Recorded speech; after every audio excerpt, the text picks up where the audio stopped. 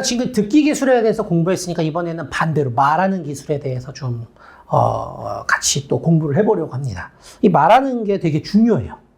여러 가지 막 사람이 말을 많이 하는데 그 말들을 효과적으로 좀 하면은 훨씬 더 듣는 사람 입장에서나 뭐 여러 가지 이렇게 좋은 부분이 많을 수 있잖아요. 그래서 말하기 기술에 대해서도 같이 좀 공부하려고 합니다. 말하기 기술은 총 6가지 제가 준비를 했고요. 자, 말하기 기술 첫 번째 질문, 그 다음에 직면, 세 번째 해석, 네 번째 정보 제공, 다섯 번째 자기 개방, 여섯 번째 즉시성. 이 6가지의 말하기 기술에 대해서 같이 공부를 좀 해보려고 합니다.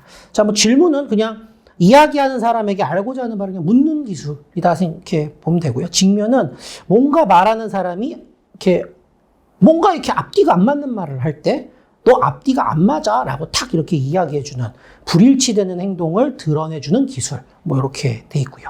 해석은 이야기하는 사람의 행동, 감정, 사고, 욕구, 갈등, 대처 방식, 뭐 그런 대인관계 패턴이나 연관성, 동기 이런 여러 가지들에 대해서 잠정적인 가설의 형태로 이야기해 주는 겁니다. 그러니까 지금 쭉 이런 이야기를 했고 너의 지금까지 이런 행동들을 봤을 때 뭔가 이거는 좀 이런 것 같은데 라고 이야기해 주는 거라고 생각하시면 돼요. 뭐 뒤에 가서 더 자세하게 공부할 거니까요. 네, 정보 제공은 이야기하는 사람한테 경험, 사건, 대안 또는 사람들에 관한 데이터나 사실을 구두로 전달해 주는 거. 그러니까 어떤 이야기를 할 때 팩트를 갖고 이야기한다 라고 생각하시면 돼요. 네, 그러니까 내가 내 생각이나 의견을 말하는 게 아니라 어딘가에 정확하게 나와 있는 연구 결과, 뭐 신문 기사 이런 것들을 가지고 팩트를 갖고 이야기하는 거. 네, 이런 거라고 생각하시면 쉽고요. 자기 개방은 내 얘기하는 거예요. 쉽게 얘기하면. 네, 내 얘기하는 겁니다. 여섯 번째로는 즉시성. 그러니까 이야기하는 사람의 이런 뭐 여러 가지 경험, 행동, 사고 그런 것들이 듣는 사람의 경험, 사고, 행동에 이제 구두로 전달되는 기술이다. 그런데요. 이것도 뒤에 가서 자세히 좀 더 공부하도록 하겠습니다. 자, 먼저 질문에 대한 내용입니다. 자, 질문은 뭐 상담을 넘어서요. 일상 대화에서도 굉장히 중요한 부분입니다. 내가 어떤 질문을 어떻게 하느냐에 따라서 이 사람의 많은 마음속의 이야기들을 끄집어낼 수도 있고요. 이 사람에게 어떤 질문을 어떻게 하냐에 따라서 이 사람의 말문을 막아버릴 수도 있습니다. 네. 그러면 대화가 안 되겠죠? 네. 그래서 이야기하는 사람이 알려고 하는 바를 묻는 게 질문이다라고 하는데 이 질문의 유형을 2가지 형태로 좀 정리를 해봤습니다.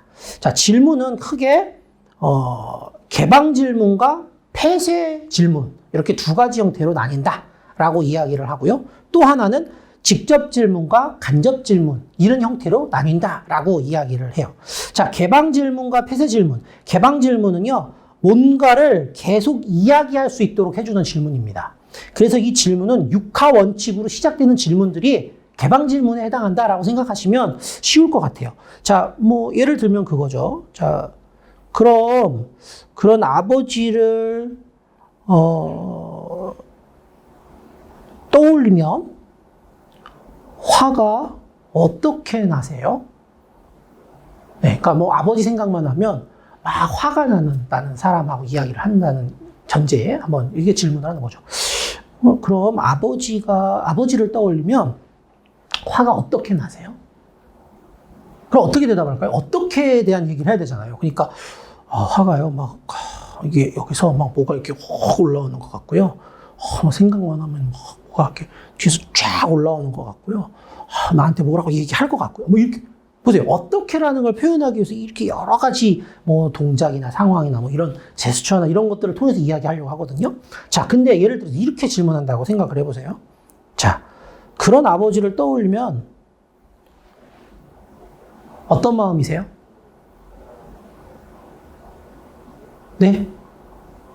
마음이 글쎄요. 뭐 좀 더 명확하게 볼까요? 자, 그런 아버지를 떠올리면 마음이 좋으세요? 아니요. 왜 답이 그냥 이렇게 나오죠? 좋으세요? 아니요. 그 다음에 뭐라고 그래요? 할 말이 없잖아요.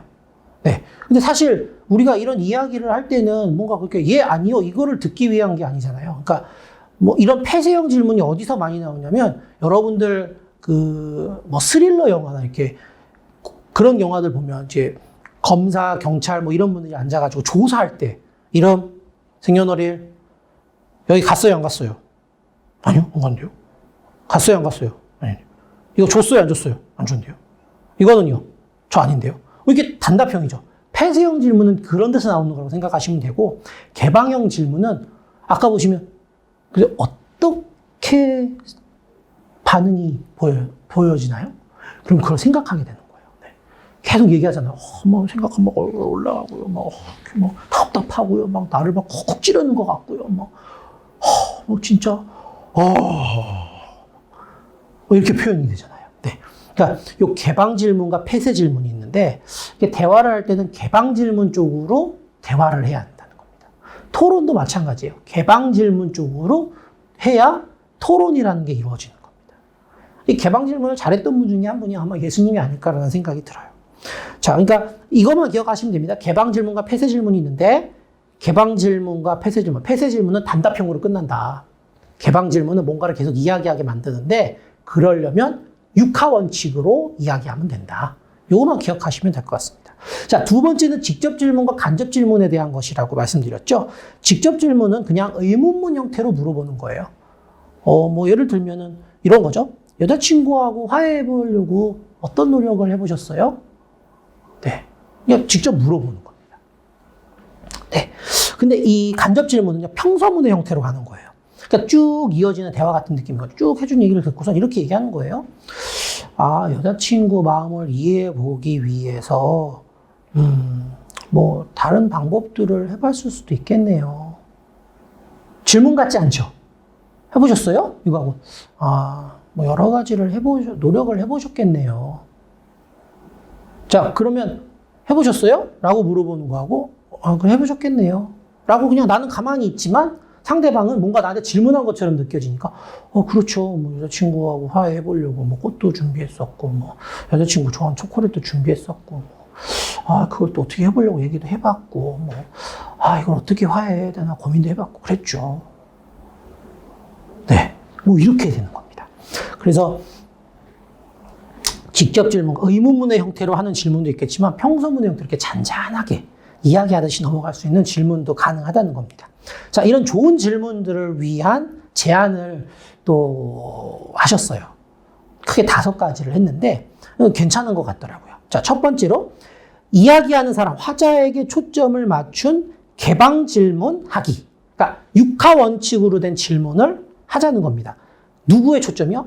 들은 사람 말고 이야기하는 사람한테 맞춰서 육하 원칙으로 질문을 해보자는 거죠. 자, 그리고 두 번째는 한 번에 여러 가지 묻지 말고요. 한 번에 하나만 물으라는 겁니다.